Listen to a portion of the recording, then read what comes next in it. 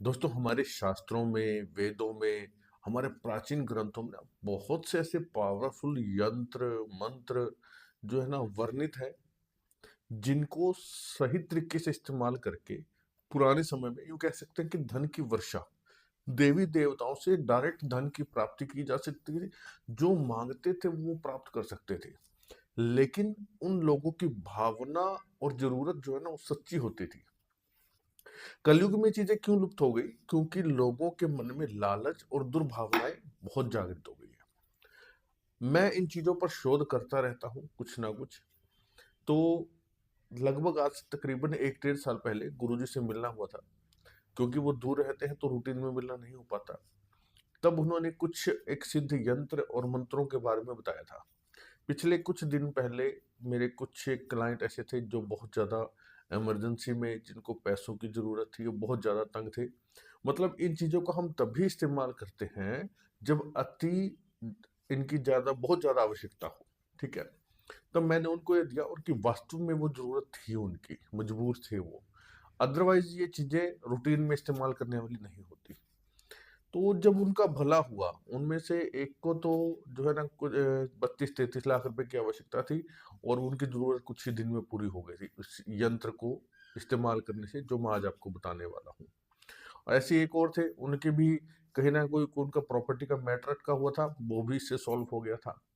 ठीक है? और एक का और उन्होंने कोई प्रॉपर्टी खरीद ली थी, टोकन मनी दे चुके थे और उनके जहाँ से पेमेंट आनी थी वो रुक चुकी थी, टोकन मनी भी बहुत बड़ी थी, तो वो उनकी अटक गई। तो उन्होंने रिक्वेस्ट की, तब उनको ये उपयोग बताया गया और उन्होंने इसका भी लाभ पाया। ठीक है?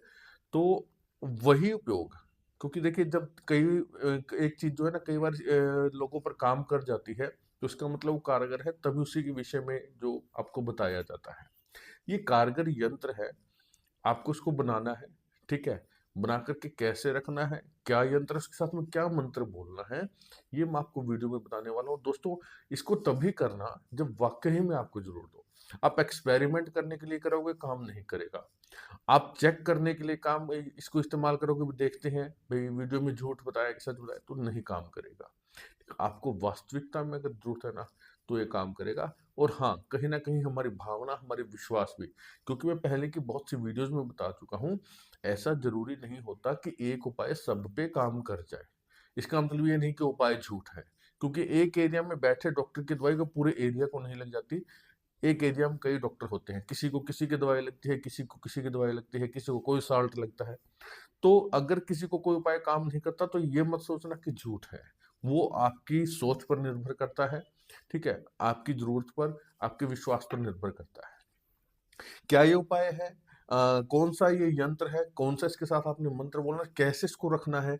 ये मैं इस वीडियो में बताने वाला हूँ, लेकिन उससे पहले हर बार की तरह निवेदन कि अगर पहले बार चैनल पर आए हैं तो सब्सक्राइब कर लेना, बेल आइकन के बटन को ज़रूर दबा लेना, क्योंकि इस चैनल पर आने वाली हर वीडियो कहीं न कहीं आपके लिए कुछ अनोखी जानकारी लेकर के आती है, आपकी समस्याओं का समाधान लेकर के आती है, आपके जीवन में खुशियाँ लेकर के आने वाली होती है।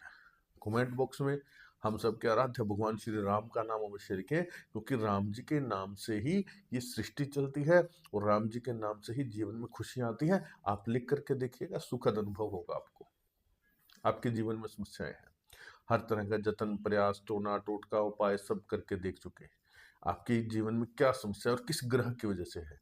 आपकी कुंडली दिखाना चाहते हैं। कुंडली अगर नहीं है, कइयों को अपनी जन्म तिथि भी नहीं पता होता, तो वो भी इस नंबर पर 7056200033 केवल और केवल व्हाट्सएप मैसेज छोड़ें, कॉल ना करें। बार-बार निवेदन करता हूँ, कॉल कोई रिसीव नहीं करेगा। जैसे ही मैसेज देखा जाएगा, आपको रिप्लाई मिलेगा, लेकिन दोस्तों पर्सनली सलाह की, कुंडली दिखाने की एक नॉमिनल सी अफोर्डेबल सी फीस रखी गई है। फीस पे करते हैं तो सॉल्यूशन दिया जाता है। तो चलिए, स्वागत आप सबका आपके अपने चैनल एस्ट्रोलॉजर भाई जी में।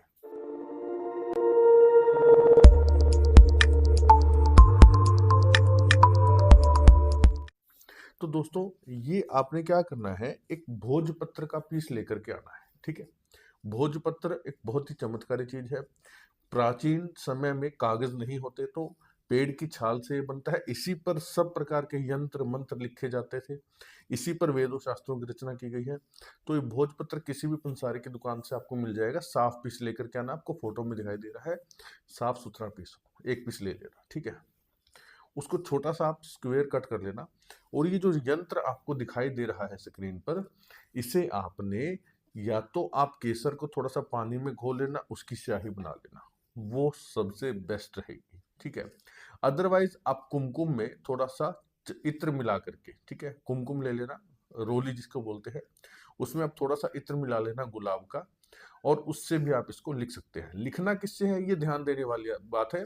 या तो आप अनार के पेड़ की छोटी सी डंडी लकड़ी तोड़ लेना, उससे आगे थोड़ा शार्प कर लेना किसी भी कटर वगैरह से, उससे लिख लेना। या आप इसे लिख लेना मोर पंख से, मोर पंख पीछे से जो व्हाइट हिस्सा होता है ना, उससे आप इसको लिख सकते हैं। इसके अलावा किसी चीज से ना लिखें।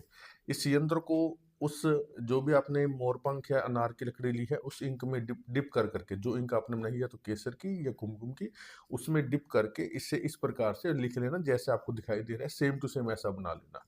ये कब करेंगे आप, शुक्रवार की सुबह, ध्यान दीजिएगा, शुक्रवार की सुबह, चाहे उस दिन आपको अपने काम से छुट्टी लेनी पड़े। क्योंकि देखो दोस्तों, हम हर तरह के काम करते हैं जीवन में, लेकिन जब पूजा पाठ की या किसी अन्य इस प्रकार के धार्मिक कर्म की जब बात आती है ना, तब हमारे पास बहुत से बहाने होते हैं। मुझे तो जाना है, मुझे जल्दी है, मेरे पास समय नहीं है ना।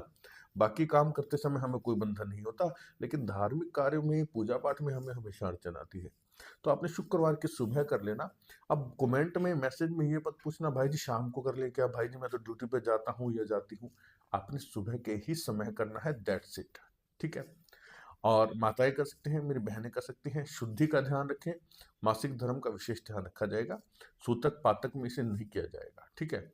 तो नहा धो करके लाल वस्त्र पहन के आप बैठे, घर में ही करना है, कहीं बाहर नहीं जाना। भोजपत्र भी इसको आप बना लेना, बना करके आप इसे अपने सामने किसी भी प्लेट में रख लेना, ठीक है।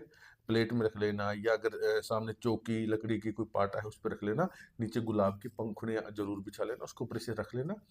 और आपने माँ लक्ष्मी के नाम के घी का दीपक जला करके, और आपने जो आपको मंत्र दिखाई दे रहा है, ओम ह्रीम श्रीम क्लीम नमः, इस मंत्र की आपने, या तो आप कमलगट्टे की माला ले लेना, या आप ले लेना स्फटिक की माला।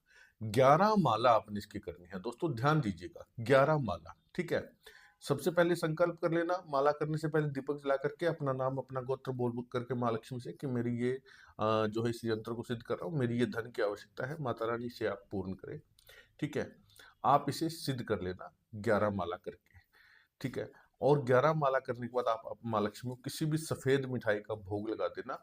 अब इस यंत्र को आप फोल्ड कर लेना अच्छी तरह से, और इसे चांदी का, अगर आपको मिल जाए चांदी का ताबीज तो बहुत ही बढ़िया है, क्योंकि चांदी चंद्रमा का प्रतीक है, कैश फ्लो बढ़ाने वाली है। अदरवाइज आप तांबे का ले सकते हैं, अगर आपका बजट चांदी का नहीं है। चांदी का कुछ ज्यादा कॉस्टली नहीं होता, 100-150 रुपए का इजिली मिल जाता है, पहले से ला करके रख लेना। उस चांदी के ताबीज में आपने इसे अच्छी तरह से फोल्ड करके डाल लेना है, और इसके जो जॉइंट होंगे ना ताबीज के, वहां पर आप फेविक्विक वगैरह लगा लेना, इसको अच्छी तरह से बंद हो जाए, इसके अंदर कोई भी पानी वगैरह ना जाने पाए, ये ध्यान करना। खुद नहीं कर सकते तो जाकर के किसी सुनार से इसे आप चांदी के ताबीज में डलवा देना, वो खुद डाल देगा और इसे बंद करके दे देगा, ठीक है।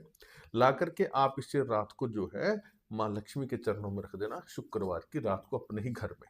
सुबह आपने जाप किया, शुक्रवार की रात को माँ लक्ष्मी के चरणों में आपने इसे रख देना है, और पूरा दिन आपने ये एहसास करना है, ये फील करना है कि वो पैसा आपके पास आ रहा है, जो जरूरत है आपको, जो आपकी जरूरत है वो पूरी हो रही है।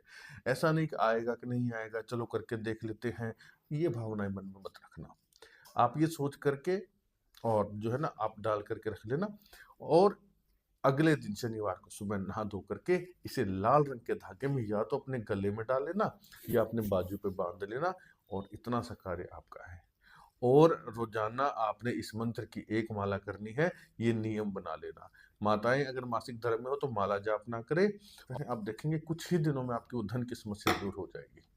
आप इसे पहने रखिए, कोई नुकसान नहीं है। अगर आपको लगता है कि आपकी जरूरत पूरी हो गई, अब आप इसको नहीं पहनना, तो आप इसे उतार करके घर के मंदिर में रख सकते हैं, जल प्रवाह कर दीजिए।